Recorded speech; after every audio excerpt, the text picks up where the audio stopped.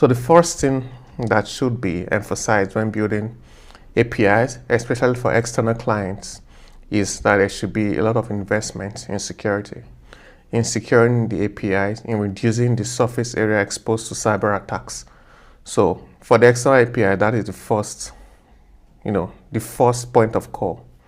The next thing that has to require a lot of attention is ensuring scalability, right? During peak periods, maybe there's a special promotion or a special time of the year, these APIs tend to be hit very hard, with a lot of requests coming in from clients from different locations. So there needs to be emphasis on the willingness to invest in the right type of infrastructure to support volume and load during peak periods.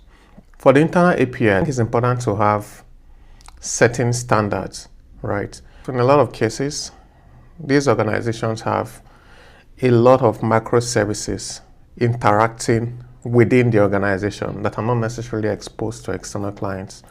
So it's important to have standards and practices that could ease interoperability between these different services. So business leaders need to understand the need to set policies, to set standards on how APIs should be built internally and how they should be designed to help support interoperability. Another thing I would say is that there needs to be investments in observability and monitoring tools, because most of the time you have a suite of services that are running internally, and if a single service goes down, you might not necessarily know it from the get-go.